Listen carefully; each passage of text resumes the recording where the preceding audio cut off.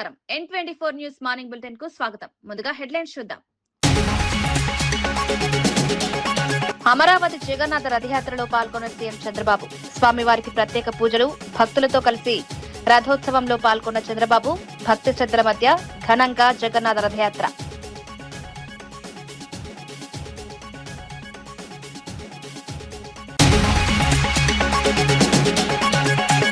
Sitarama project పనులు వేగంగా పూర్తి చేస్తామన్న భట్టి. రైతులకు త్వరగా సాగును అందిస్తామన్న డిప్యూటీ సీఎం.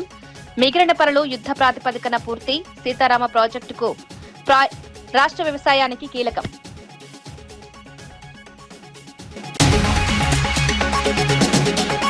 ముద్రగడ కుటుంబ ఘటనపై గోరంట్ల బుచ్చయ్య చౌదరి ప్రశ్నలు. పరామర్శను జగన్ సభగా ఎందుకు చూస్తున్నారన్న ప్రశ్న. ఆక్వా రైతుల కోసం జగన్ ఏం చేశారో చెప్పాలని సవాల్. ఈ నెల 22న రాజమహేంద్రవరంలో ఉద్యోగ మేళా నిర్వహణ.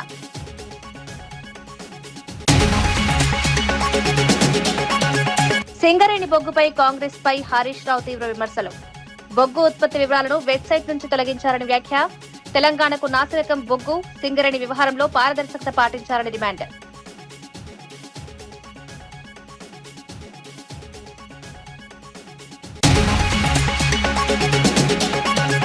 సోషల్ మీడియా ట్రోలింగ్ పై కఠిన చట్టాలు తీసుకొస్తామన్న హోంమంత్రి అనిత. ట్రోలింగ్ అరికట్టేందుకు ప్రత్యేక టాస్క్ ఫోర్స్. సోషల్ మీడియా వయోపరిమితిపై ప్రభుత్వం కసరత్తు. బాధ్యతాయుత సోషల్ మీడియా కోసం చర్యలు. అమరావతి వెంకటపాలెంలో నిర్వహించిన జగన్నాథ రథయాత్రలో ఆంధ్రప్రదేశ్ ముఖ్యమంత్రి నారా చంద్రబాబు నాయుడు పాల్గొన్నారు. సాంప్రదాయ పద్ధతిలో జరిగిన ఈ ఆధ్యాత్మిక వేడుకలో భక్తులతో కలిసి రథయాత్రలో నడిచి స్వామివారికి ప్రత్యేక పూజలు నిర్వహించారు. వేలాది మంది భక్తులు హాజరైన ఈ ఉత్సవం భక్తి శ్రద్ధల మధ్య ఘనంగా సాగింది. రాష్ట్ర ప్రజలు సుఖశాంతులతో ఉండాలని స్వామివారిని ప్రార్థించిన సీఎం, భారతీయ సంస్కృతి, ఆధ్యాత్మిక సాంప్రదాయాలను పరిరక్షించడం ప్రతి ఒక్కరి బాధ్యత అని పేర్కొన్నారు. బలదేవుని, సుభద్ర, సుదర్శన్ని స్మరించుకుంటున్నారు. భక్తితో నమస్కారాలు తెలియజేస్తున్నారు. ఇంత గొప్ప కార్యక్రమం ఏడు కొండలవాడి ఆలయం నిర్వహించుకోవడం, అది కూడా అక్షయ పాత్ర ఫౌండేషన్ చైర్మన్ శ్రీ పద్మశ్రీ మధు పండిట్ దాస్ గారికి, అదే మరి హరే కృష్ణ గోకుల్ క్షేత్ర అధ్యక్షులు వంశీధర్ దాస్ గారికి నేను మనస్ఫూర్తిగా ధన్యవాదాలు, కృతజ్ఞత తెలియజేస్తున్నా. వారి చొరవకి ఇక్కడికి వచ్చిన భక్తులందరికీ కూడా అభినందనలు, శుభాకాంక్షలు. మనందరం కూడా పూరి రథయాత్ర తలుచుకుంటేనే మనసు పొంగుతోంది. రథయాత్రకి ఎంతో విశిష్టత ఉంది. ఇలాంటి కార్యక్రమానికి మనం ఇక్కడ శ్రీకారం చుట్టాం. ఇప్పుడే స్వామి గారు చెప్పారు, రాబోయే రోజుల్లో జగన్నాథుడు వచ్చారు, లక్ష్మీదేవి వస్తుంది. ఇక్కడ అమరావతికి తిరుగు లేదు, తిరుగుండదని మరొక్కసారి మీ అందరికీ విజ్ఞప్తి చేస్తున్నా.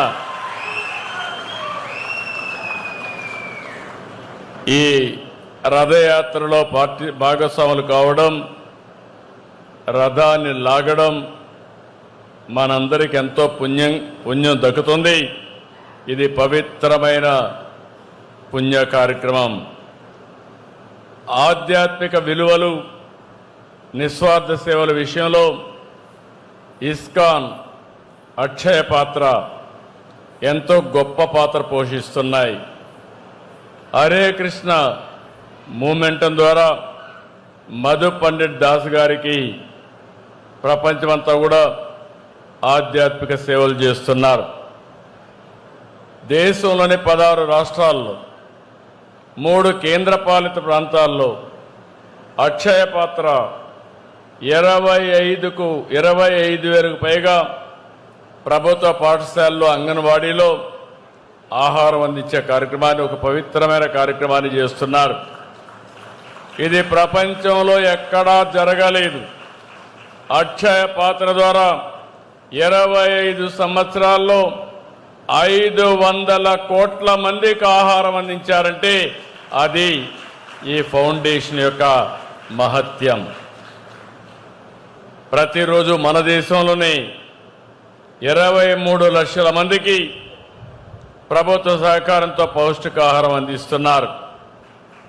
ఆధునిక సాంకేతికత, పరిశుభ్రత, నాణ్యత, సమర్థవంతం నిర్వహణకి అక్షయ పాత్ర ఒక ఆదర్శం.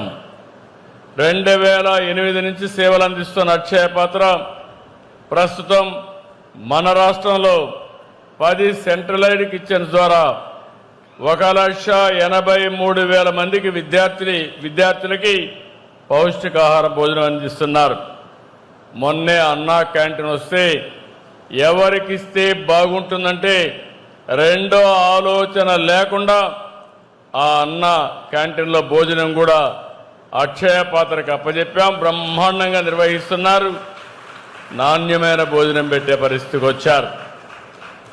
ఇంకో పక్క మధు పండిత్ దాస నాయకత్వంలో కొండలో హరే కృష్ణ గోకుల క్షేత్ర ప్రాజెక్టు రూపొందిస్తున్నాం.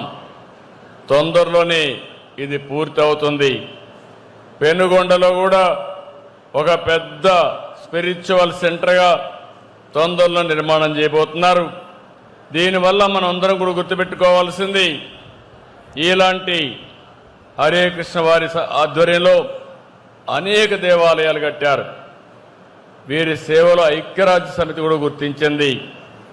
వేద సంస్కృతిని, జ్ఞాన భక్తి యోగాన్ని నేటి తరానికి అందించడంలో ఇస్కాన్ పాత్ర చాలా కీలకమైంది.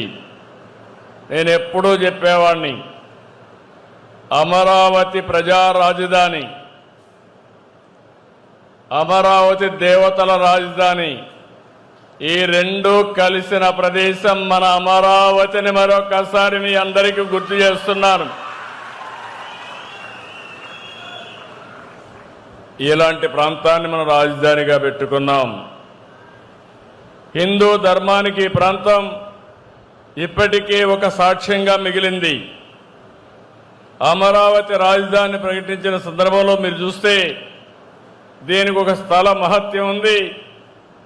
ఆ స్థల మహత్యాన్ని ఇంకా పెంచాం.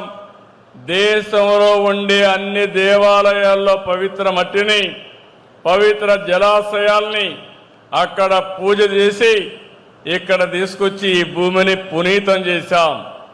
ఎవరు ఈ భూమిని టచ్ చేయలేరు. అమరావతి జగన్నాథ రథయాత్రలో మంత్రి శ్రీధర్ బాబు ప్రత్యేక పూజలు. హైదరాబాద్ అబిడ్స్ లో ఇస్కాన్ ఆధ్వర్యంలో నిర్వహించిన జగన్నాథ రథయాత్రలో రాష్ట్ర మంత్రి శ్రీధర్ బాబు పాల్గొన్నారు. ఈ సందర్భంగా బలరాముడు, సుభద్రాదేవి, జగన్నాథ స్వామికి ప్రత్యేక పూజలు నిర్వహించారు. అనంతరం సాంప్రదాయ పద్ధతిలో రథాన్ని లాగి ఉత్సవాల్లో పాల్గొన్నారు. రాష్ట్ర ప్రజలందరూ సుఖ సంతోషాలతో ఉండాలని, తెలంగాణ అన్ని రంగాల్లో అభివృద్ధి సాధించాలని దేవుడిని ప్రార్థించినట్లు మంత్రి తెలిపారు. పూరికి వెళ్లలేని భక్తులకు హైదరాబాద్ లోనే జగన్నాథ రథయాత్ర నిర్వహించడం శుభపరిణామమని పేర్కొన్నారు.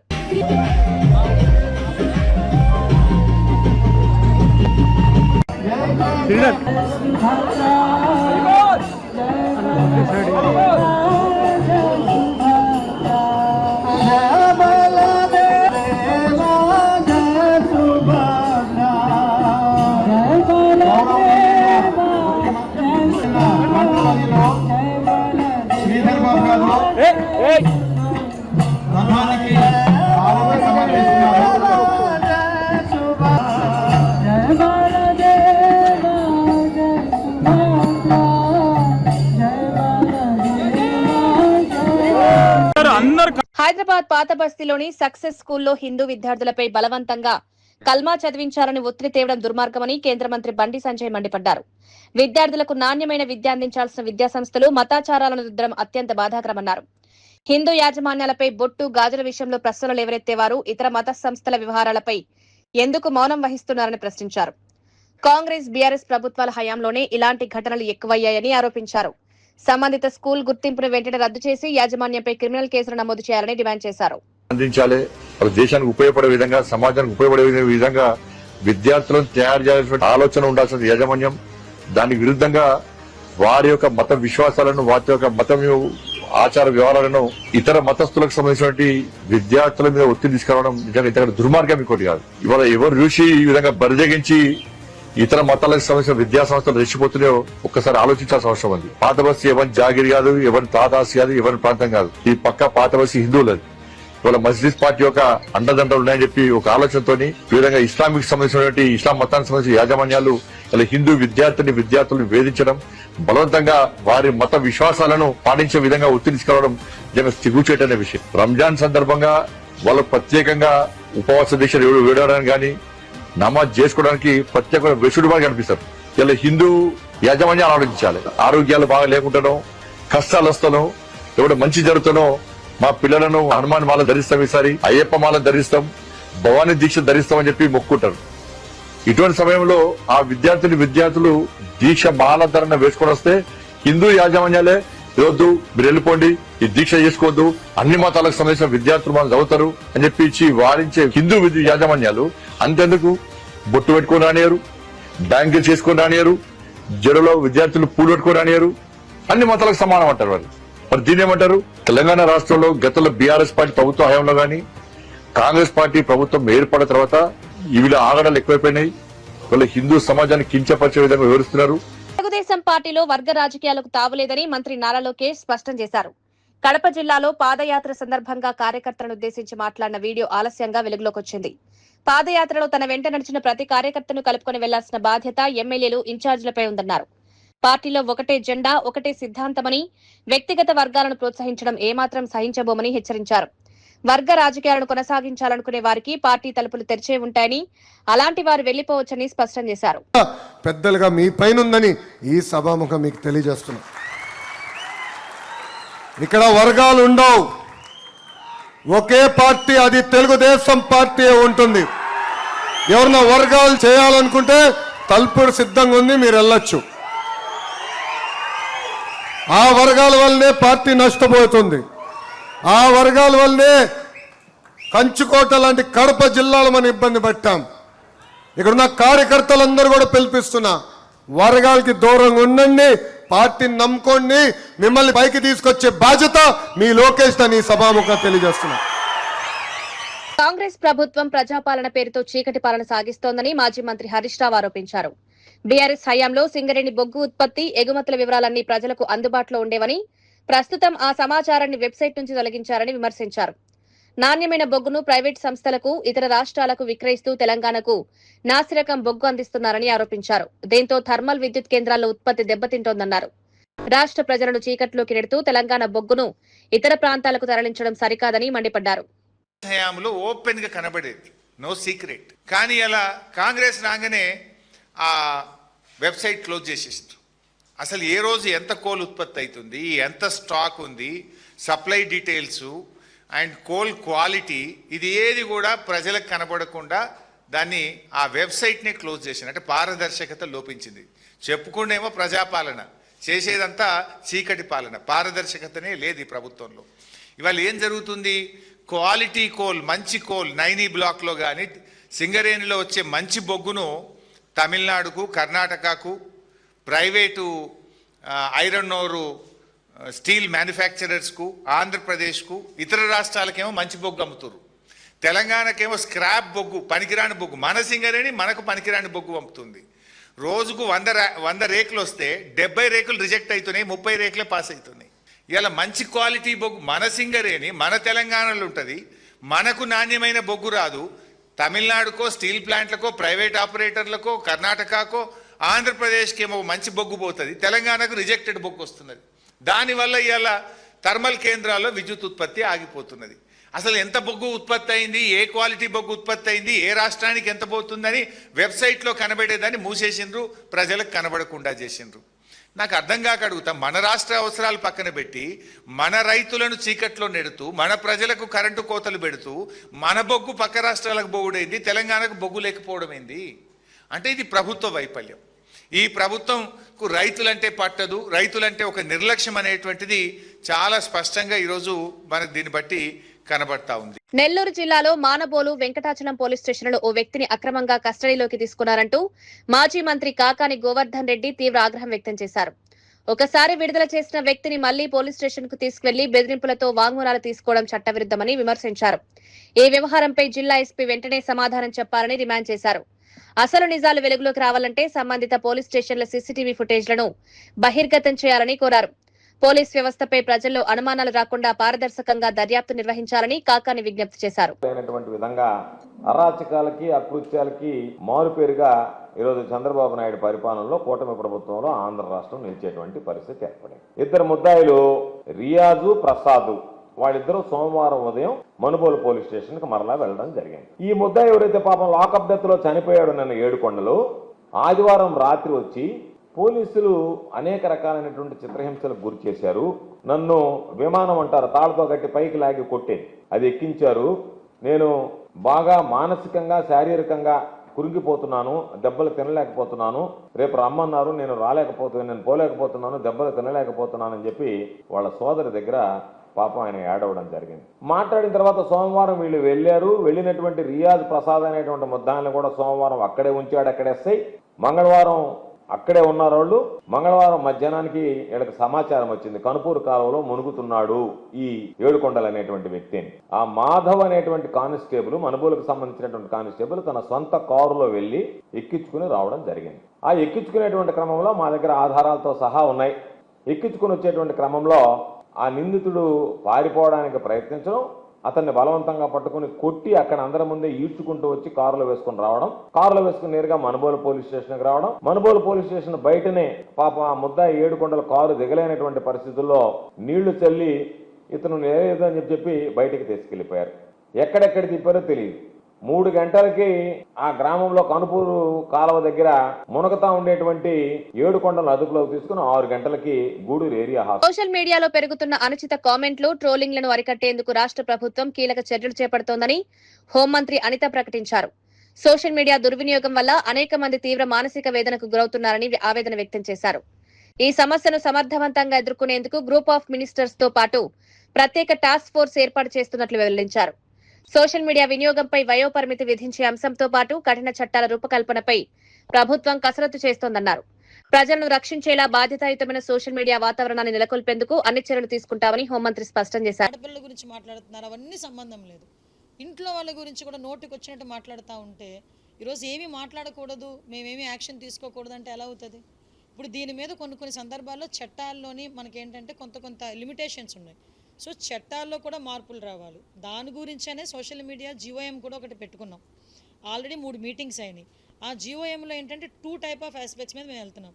ఒకటి సోషల్ మీడియా బ్యానింగ్ అనేది ఏ ఇయర్ వరకు ఉంటే సోషల్ మీడియా బ్యాన్ చేయొచ్చు అంటే ఒక 13 ఇయర్సా 16 ఇయర్సా, మిగతా స్టేట్స్లో ఎలా ఉంది, మిగతా కంట్రీస్లో ఎలా ఉంది, అది కూడా మేము ప్లాన్ చేసుకుంటున్నాం. At the same time social మీడియాలోని ఇలా అబ్యూజింగ్ లాంగ్వేజెస్ యూజ్ చేసిన వాళ్ళకి ఏ టైప్ ఆఫ్ సెక్షన్స్ మనం మిగతా రాష్ట్రాలు ఎలా చేస్తున్నారు, ఈ వర్కౌట్ కూడా చేస్తున్నాం. దీని మీద ప్రత్యేకంగా అందుకే టాస్క్ ఫోర్స్ని ఏర్పాటు చేస్తున్నాం. మీకు పరిస్థితులు చూస్తూ ఉంటే మీరు ఎలా అనుకుంటారంటే ఏమో వీళ్ళ మీద ఇలా పెడుతుంటే వీళ్ళు ఏమీ యాక్షన్ తీసుకోవట్లేదు. కానీ వీళ్ళు ఒక దగ్గర కూర్చొని పెడతారు, వాళ్ళ ఆరిజిన్ ఎక్కడో చూస్తే లొకేషన్ వేరే దగ్గర కనిపిస్తూ ఉంటుంది. సో మేము కూడా అంతే టెక్నాలజికల్గా ముందుకు వెళ్ళాలి కాబట్టి ఒక task force at the same time technology support కూడా తీసుకొని రాబోయే కాలంలో ఈ సోషల్ మీడియాని కనీసం అంటే మనిషి గౌరవించుకోవాలన్న ఆ ఇష్యూని కూడా మనం ఇప్పటి నుంచి ప్రొజెక్ట్ చేసుకోవాల్సి వస్తుంది. దానికి నేను కూడా ఏంటంటే మీ తరపు నుంచి కూడా అటువంటి సిచ్యువేషన్స్ ఏదైనా వచ్చినప్పుడు దయచేసి మీ సపోర్ట్ కూడా నేను కోరుకుంటున్నాను. అమరావతి వెంకటపాలెంలో తొలిసారిగా నిర్వహించిన ఇస్కాన్ జగన్నాథ రథయాత్రలో ముఖ్యమంత్రి నారా చంద్రబాబు నాయుడు పాల్గొన్నారు. సాంప్రదాయ దుస్తుల్లో రథయాత్రకు హాజరైన సీఎం స్వామివారికి ప్రత్యేక పూజలు నిర్వహించి భక్తులతో కలిసి రథోత్సవంలో పాల్గొన్నారు. కేంద్ర సహాయ మంత్రి పెమ్మసాని చంద్రశేఖర్, మంత్రి నారాయణతో పాటు వేలాది మంది భక్తులు ఈ ఆధ్యాత్మిక వేడుకలో పాల్గొన్నారు. భక్తి శ్రద్ధల మధ్య సాగిన రథయాత్ర అమరావతి ప్రాంతంలో ఆధ్యాత్మిక వాతావరణాన్ని తీసుకొచ్చింది. తొలిసారిగా నిర్వహించిన ఈ మహోత్సవం విజయవంతంగా జరగడం పట్ల నిర్వాహకులు హర్షం వ్యక్తం చేశారు.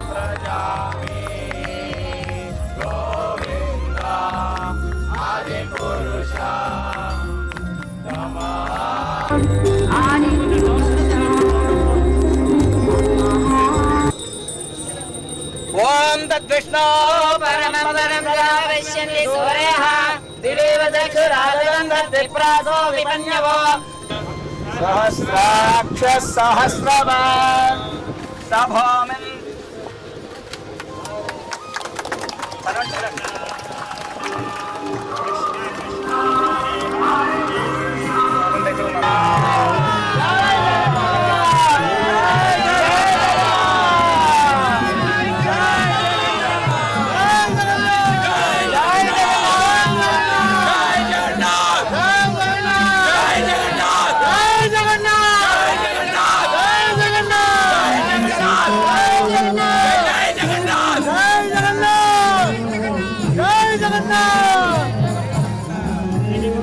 జై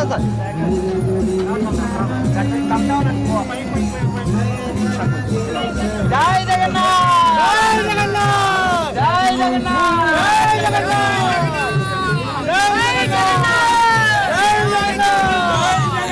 జై జగన్నాథ్ జై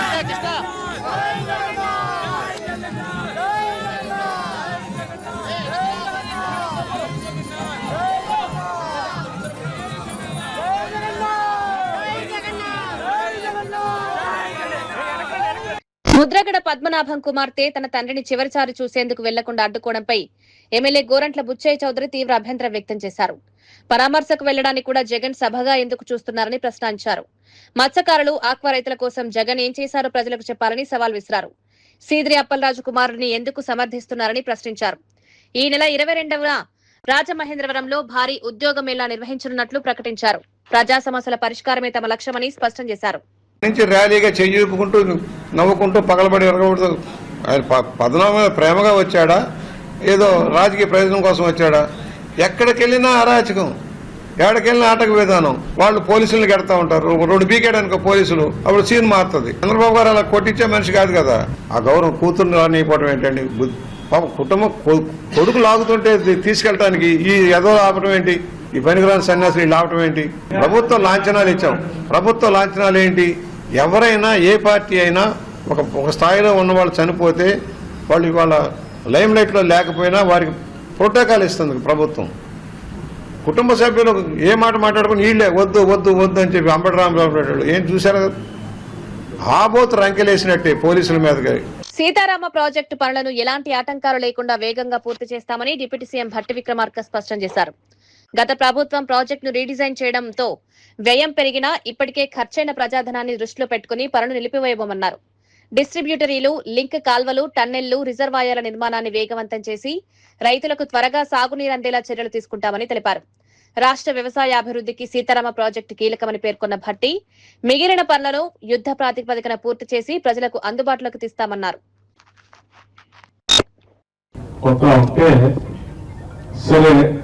ఆనాడే ఉత్తమ్ కుమార్ రెడ్డి గారు శాసనసభలో రాష్ట్ర కాంగ్రెస్ కమిటీ అధ్యక్షుడిగా, నేను క్యాంపెయిన్ కమిటీ చైర్మన్ గా శాసనసభలో బయట ఈ గోదావరి నది పైన జరుగుతున్నటువంటి దోపిడీ చాలా స్పష్టంగా సభలో బయట కూడా వివరాలతో సహా వివరించి ఇది సరైనది కాదు, 2 వాటిని కంప్లీట్ చేసిన తర్వాత ఇంకా నేను రివ్యూ చేసుకోవచ్చు స్పష్టంగా చెప్పినప్పుడు కూడా ఎడచేయాలు పెట్టి అట్లా ముందుకు పోయాం. సరే 10 ఏళ్ళు అప్పుడున్న రుద్రం కోటని ఇందిరాసాగర్ని అబాండన్ చేసి అంటే పూర్తిగా వదిలేసి ఈ ఒక్కదానిపైన దృష్టి సారించి రేపు తీసుకుంటూ చివరికి అక్కడ వారికి రుద్రం కోట నుంచి వచ్చేటువంటి పరిసర ప్రాంతాలకు అందించాల్సిన నీళ్లు కూడా కొన్ని 100 కిలోమీటర్లు ఇక్కడ నుంచి లిఫ్ట్ చేసి పంపించాల్సిన పరిస్థితి తీసుకొచ్చారు. ఈ ప్రాజెక్ట్ రీడిజైన్ చేశారు, చాలా వరకు ఈ పనులు ముందుకు తీసుకొని పోయారు. దీన్ని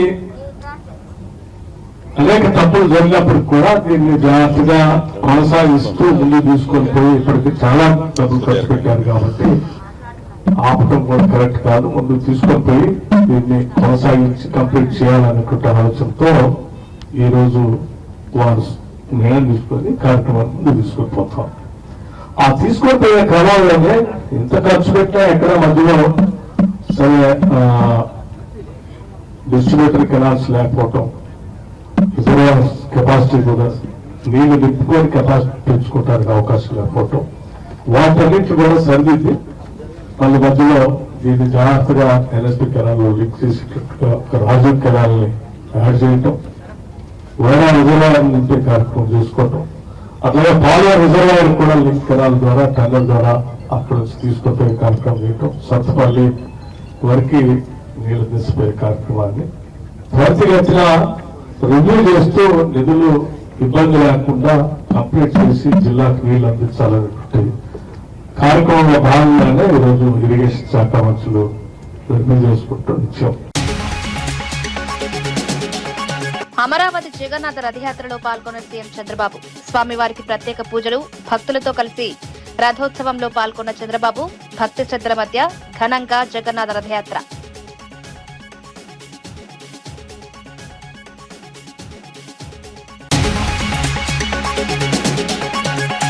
సీతారామ ప్రాజెక్టు పనులు వేగంగా పూర్తి చేస్తామన్న భట్టి, రైతులకు త్వరగా సాగును అందిస్తామన్న డిప్యూటీ సీఎం. మిగిలిన పనులు యుద్ధ ప్రాతిపదికన పూర్తి. సీతారామ ప్రాజెక్టుకు రాష్ట్ర వ్యవసాయానికి కీలకం.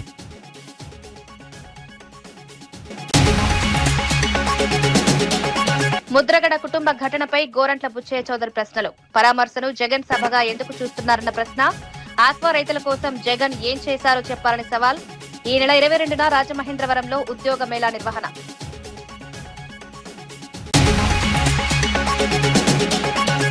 సింగరేణి బొగ్గుపై కాంగ్రెస్ పై హరీష్ రావు తీవ్ర విమర్శలు. బొగ్గు ఉత్పత్తి వివరాలను వెబ్సైట్ నుంచి తొలగించారని వ్యాఖ్య. తెలంగాణకు నాసిరకం బొగ్గు, సింగరేణి వ్యవహారంలో పారదర్శకత పాటించాలని డిమాండ్.